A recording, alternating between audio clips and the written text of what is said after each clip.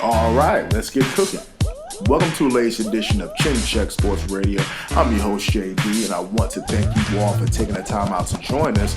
And as always, we welcome any suggestions, feedback, comments, and criticism that improves the quality of our program, which ultimately improves your listening experience. Before we get started, once again, we want to send you all our well wishes during the current pandemic of COVID-19. We know that it's the uncertainty that fuels our anxiety, and let's just keep this in mind. Even though there's a vaccine here and the jury is still out on the vaccine, let us continue to do our part by slowing the spread of this virus by continuing to wash our hands, practicing social distancing, and wearing our masks. And again, thank you all for your tremendous support. And if we at Chin Check Radio can serve as a distraction with everything that's going on, that is something that we will continue to do. Now, this is a fantasy matchup that we have been sitting on for a while. We definitely have a lot of fun putting together our fantasy matchups.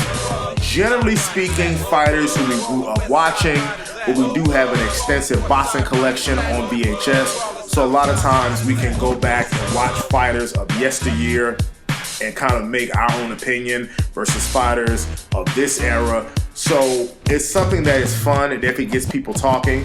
I thank you, all of you who voted on our Twitter polls, specifically the Felix Trinidad and Canelo Alvarez fight.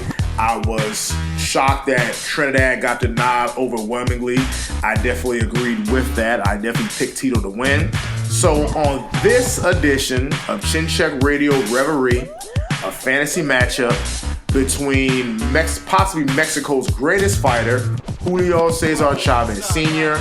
versus the typhoon out of the Pacific, Manny Pacquiao. Definitely an interesting fight. Definitely something that I would definitely pay to see. Definitely if the two of them fought in the same era, will be something I would love to see, and definitely an action-packed fight. But before we get into it, let's go to the tail of the tape. Chavez Sr. fought at super featherweight, lightweight, light welterweight, and welterweight. Stood at 5 feet 7.5 inches with a reach of 66.5. And some notable fights from Chavez's career with an absolutely impressive record of 107 wins, 6 losses, and 2 draws. And this is 115 fights. So definitely, I mean, what really can you say about Chavez now? Me watching Chavez was kind of towards, you can say I'm not gonna say towards the middle, towards the end of his career. That's when I first started noticing Chavez, watching Chavez's fights, And now, of course, when I build my collection, I'm able to go back and watch a lot of Chavez's old fights. But let's pick up here from July of 1985, defeating Roger Mayweather. Actually, let's go back a little bit before. Let us pick up his career from winning the WBC super featherweight title against Mario Martinez, September of 1984, a TKO in the 8th round. Now we'll go to July of 1985, a TKO in the 2nd round against the late Roger Mayweather to retain the WBC super featherweight title. Another notable fight, August of 1986, a majority decision over the late Rocky Lockridge. For those of you who don't know who Rocky Lockridge is, Rocky Lockridge beat Mayweather to win the late Roger Mayweather to win his first world championship. And as mentioned previously, if you go back and watch Intervention, or there's memes on this called The Best Cry Ever, that was Rocky Lockridge. Chavez in December of 1986, a unanimous decision victory over Juan Laporte. In November of 1987, a TKO over Edwin Rosario. On June of 1988, a TKO in the 7th round against Rafael Limon. October of 1988, a decision over Jose Luis Ramirez, and that's to retain the WBA lightweight title that he won in the Rosario fight and won the WBC and the vacant ring titles. A successful title defense in a rematch against the late Roger Mayweather in May of 1989. November of 1989, a doctor stoppage against Sammy Fuentes.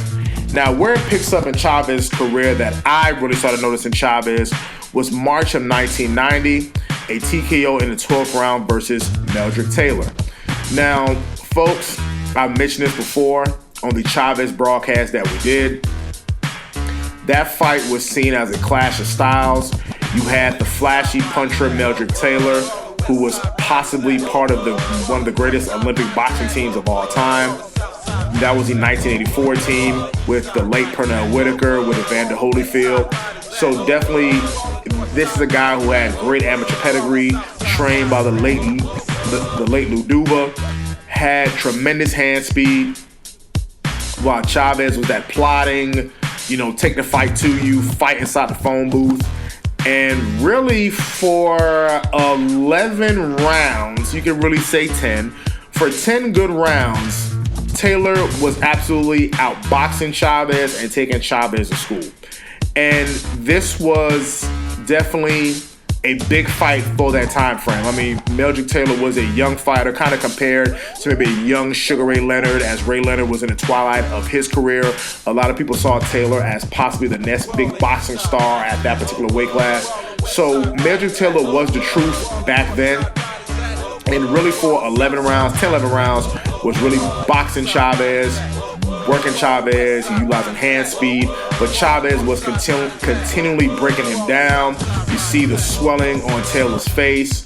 There were some questions of whether Lou Duva should have told Taylor to stay away from Chavez in the last round. Taylor, being from Philadelphia, doesn't know the meaning of back down and really try to take the fight to Chavez. Chavez scores a knockdown, and a controversial late stoppage with 2 seconds left preserved Chavez's undefeated record, as well as netting him the IBF light welterweight title.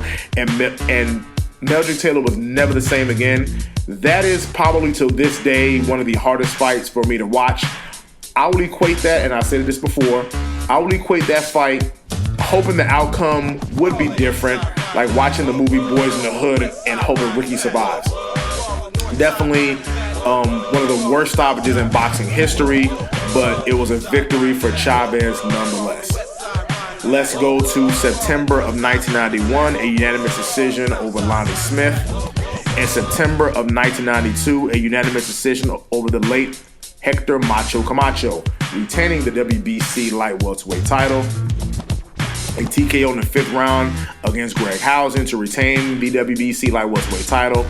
And in a draw, September of 1993, majority draw in San Antonio, Texas, against the late Pernell Sweet Pea Whitaker. Even as I do this broadcast, I'm getting sad because I mentioned the late Roger Mayweather, the late Rocky Lockridge, the late Hector Macho Camacho, the late Pernell Sweet Pea Whitaker. Definitely, sad, guys that you watched and got to know over the years are no longer with us. Just kind of going off on a tangent. But folks, in that fight, that was another coming of age fight. You had Pernell Whitaker, who was seen at that time as possibly the best pound-for-pound fighter in the world, or at least in the top 3, top 4, because you still had Evander Holyfield at that time. You still had Chavez, who was still undefeated. You had Pernell Whitaker. Roy Jones was just coming of age. He wasn't a fighter that he wasn't a Roy of the late 90s. Tyson was in prison. So you had Riddick Bowe was a champion at that time. And I thought Pernell Whitaker did an excellent job outboxing Chavez. I gave Sweet Pea at least 8 of those rounds.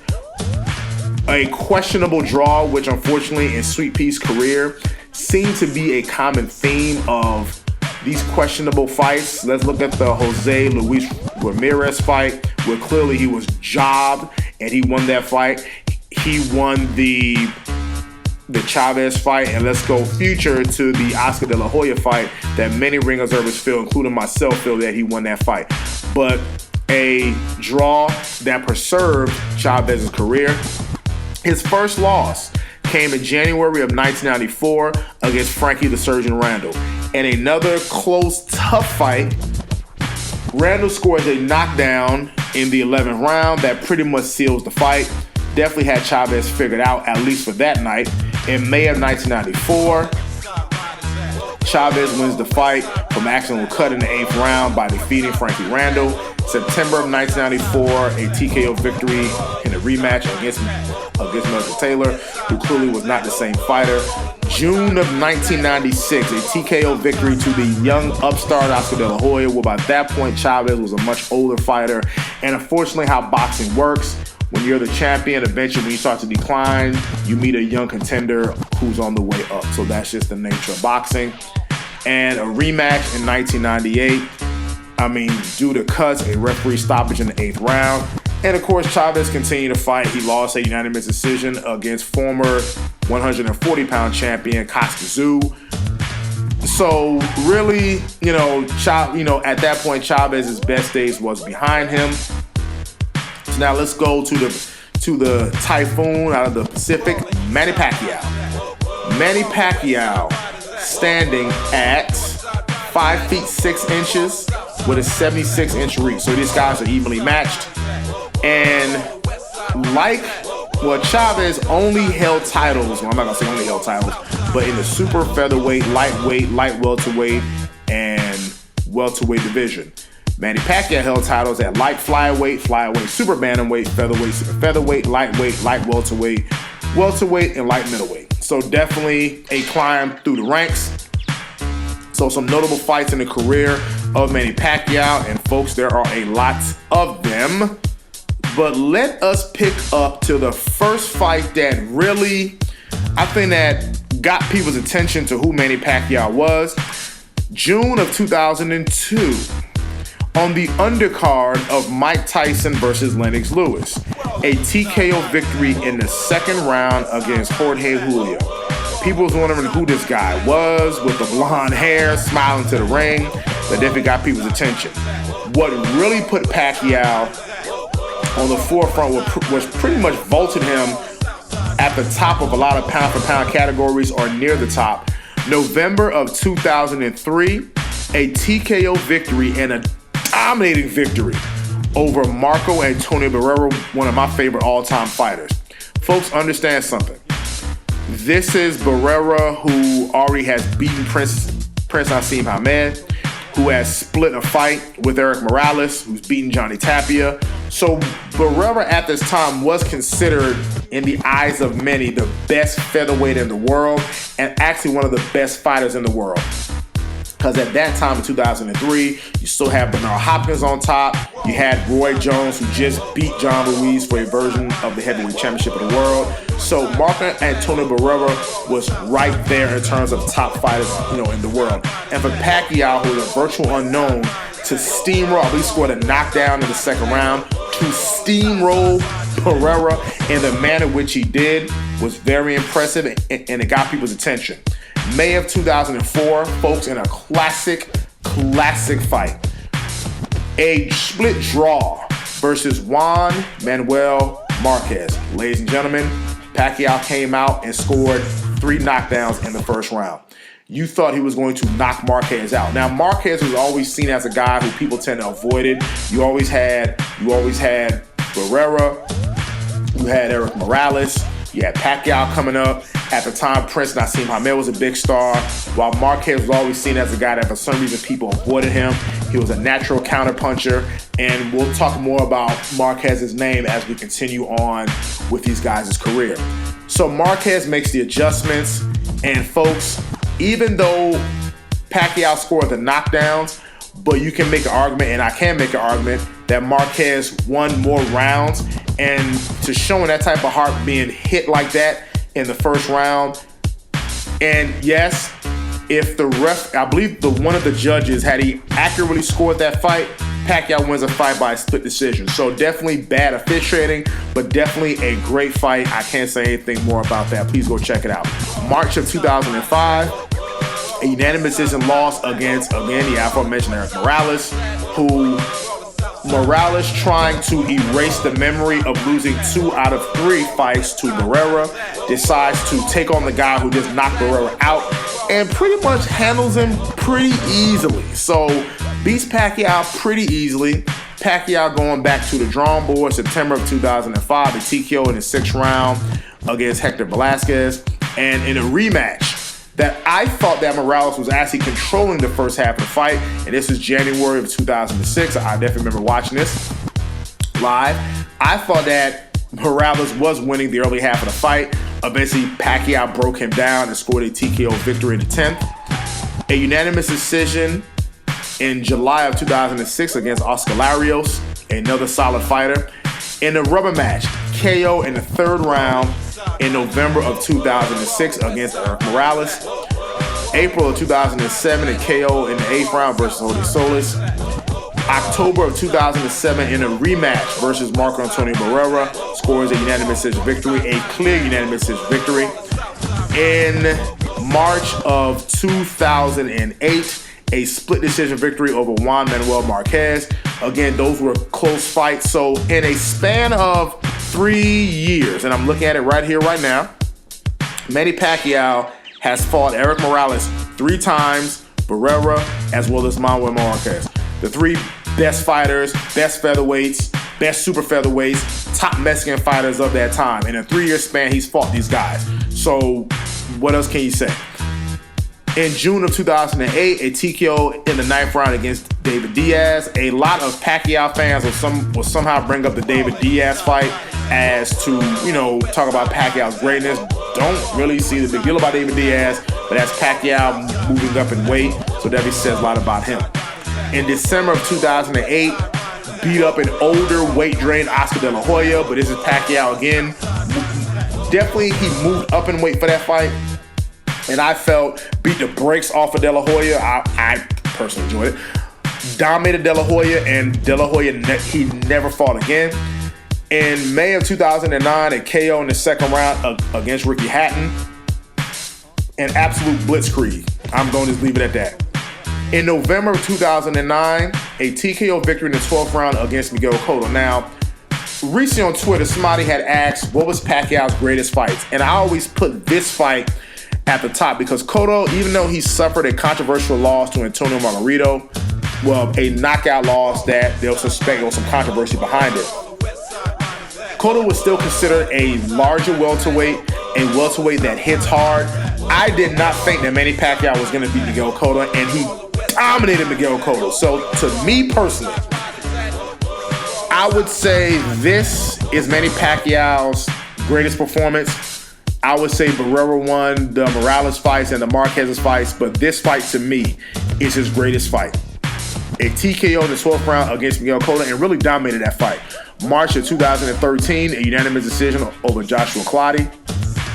November of 2010, the aforementioned Antonio Margarito, unanimous decision in the 12th round, and pretty much beat him up pretty good. Shane Mosley, May of 2011, a unanimous decision. November 2011, another majority decision over Juan Manuel Marquez. Ring experts say that Marquez won that fight. Other people pick Pacquiao. I think styles make fights, and I think Pacquiao's natural aggression, his style fit for Marquez's style, who is more of a natural counter puncher. So it is something beautiful where 2 guys' styles just happen to mesh, and it makes for great theater. June of 2012, a disgusting split decision loss against Timothy Bradley. Clearly an awful decision. Pacquiao clearly won that fight. December of 2012, it almost came off the rails in a KO victory in the 6th round loss. A KO in the 6th round loss to Juan Manuel Marquez. Now, in that fight, you can say that Marquez clearly got stronger, clearly put on some muscle side. He clearly was hitting the weight room because a lot of his punches, they were landing on Manny, but they weren't hurting Manny. So Manny was pretty much able to just walk through a lot of Marquez's punches and pretty much do what he wanted to do. But again, I think with Marquez, with his natural counter-punching style and footwork, definitely had the style to give Pacquiao fits. So yes, he was Pacquiao's toughest ever opponent. But in this fight, with the working out and the weights, some people think of other things might have contributed. But Marquez scores a knockdown in the 3rd round with an overhand right. And Pacquiao, again, was actually starting to assert his dominance until he came charging in, walked straight into a right hand. He gets knocked out. But in his next fight, November of 2013, defeats action-packed fighter Brandon Rios. In April of 2014, a rematch against Timothy Bradley, this time the right decision. by winning a unanimous decision. In November of 2014, a unanimous decision over Chris Algieri. The big fight, May of 2015, a unanimous decision loss against Floyd Mayweather, a clear unanimous decision loss. April of 2016, a unanimous decision victory in the rematch against Timothy Bradley. November 2016, unanimous decision victory against Jesse Vargas. An outright robbery in July of 2017, a unanimous decision over loss against Jeff Horn. July of 2018, a TKO victory in the 7th round against Lucas Matisse. January of 2019, unanimous decision over Adrian the something Broner.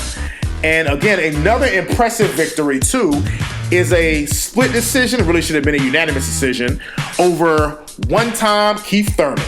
So, and that's July of 2019, and Keith Thurman was seen as the top welterweight of the world. So, you know, definitely, and this is a guy who fought Keith Thurman at 40 years old, scored a knockdown, and beats up Keith Thurman. So now, this fight. What I like most about this fight is both guys, they come to bring it. Now, Pacquiao's career built on beating top Mexican fighters. He has 2 out of 3 victories against Eric Morales. 2 victories over Marco Antonio Barrera. The second and the third fight, so pretty much out of 4 fights, 2 victories over Eric Morales. You can make an argument, maybe it should have been 3 victories had the referee scored the fight. So, but at least 2, you can make the, well, you don't make the argument. 3 victories if you think that Pacquiao won the fight over Juan Manuel Marquez. So, definitely, I mean, a career over that. Now, none of those guys, even though I have Barrera and Marquez ranked higher, and that's again me seeing them for a longer period of time, and Marquez is in my honorable mention, is the styles. Now, Barrera, Morales, as well as Marquez, each one of them are still not on the level of a Chavez. And as they're right below Chavez. Now, again, most Mexican fans, they see it that way. I'm only going by what I saw. And in terms of star power, Chavez was a guy, and that's why his son, Chavez Jr., had a long shelf life because of the name Chavez. Now, where do both guys' strengths lie? Pacquiao with the hand speed, the upper body movement. No questions asked, the athleticism and the footwork. So Freddie Roach would have Pacquiao throwing his straight left hand, mixing up with the right hand, using the upper body movement, and getting out of the way of the return. And Pacquiao definitely has power. Chavez's strengths, good solid jab, good right hand, good left hook to the body, and I feel very underrated defense. Ducking underneath punches, avoiding punches. I think his defense is something that was very underappreciated, and I feel undervalued because a lot of people, you know, they like the offense, they like the hard punches. And Chavez wasn't really a one-punch knockout person like a Pacquiao was, but he had enough punching power to break you down. So now this fight could pretty much take place anywhere. You know, some people will say, you know, it could happen at 130, 135, 140, 147. It really doesn't matter where the fight takes place. I mean, you pick any one of those weight classes. Now, if you look at the Meldrick Taylor and the Pernell Whitaker fights against Chavez, clearly when you can box and you have speed, you will give Chavez problems. No questions asked. I'm not going to pick the De La Hoya fight because that's ironically, they both have Oscar De La Hoya as a common opponent. But again, when Chavez fought De La Hoya, Chavez was an older fighter. When Pacquiao fought De La Hoya was an older fighter. So we're going to throw that out and not use a common opponent. Now, let's take a look at these fights. Again, in the Chavez fight versus Pernell Whitaker, the late Pernell Whitaker, and Taylor. Guys who can box, guys with speed, and Sweet Pea being a southpaw, had enough ability to hit Chavez, box and move, and really expose some of his limitations. Pacquiao clearly is much more, he doesn't have the reflexes as a Sweet Pea, but he's much more aggressive offensively. So those strengths lie, especially with the left hand, the hook, and everything, occasional jab, and the body punch. Now, here's the problem with Manny, and I think the mistake that Manny's going to make. Manny has a natural instinct where he actually likes to mix it up. He likes to trade. He likes to stand in there and kind of mix up and throw punches. Now, he's fought the Miguel Cottos. He's fought Antonio Margarito. He's fought Joshua Clottey. I don't think still he's fought anybody with that type of punching power and strength who will break him down. Would he knock Chavez out? I don't think so. For some reason, Chavez just had that big old head of his who was just taking punches and stuff like that. Again, defense is underrated because we always seen him, fighting and throwing punches and bunches, but Chavez had an excellent way of bending at the waist to avoid punches. At some point, Pacquiao, and there will be points in this fight where I think Pacquiao's speed and quickness would win enough rounds, okay? He clearly would win enough rounds. But I think Pacquiao would definitely get hit. He would definitely get hit in this fight because of his wanting need to stand and trade with a guy like Chavez. And I think Chavez would definitely get his body punches in. He would start to break Pacquiao down. He would definitely hit Pacquiao hard and often. I think Pacquiao would win enough of the early rounds. I think he would start to wear down later on, especially with a body attack, especially with him standing and trading, especially the hard punches. I think this one of the fights that he's going to be hit hard. But I would take Manny Pacquiao in a very close unanimous decision victory. And I'm talking where he would win the early rounds, as those body shots start to build up and that money in the bank starts to add up. I think that Pacquiao would slow down, but I think he would build enough of a lead where even though the comeback of Chavez would happen later on, I don't think it'll be enough to win. But it's one of those fights where Pacquiao would be the winner, but he really wouldn't look like the winner. But in a Chin Check Radio fantasy matchup, we are picking Manny Pacquiao to defeat the great Julio Cesar Chavez by a close unanimous decision. So definitely let us know what you think of the broadcast. And until the next time, it's Chin Check Radio signing out.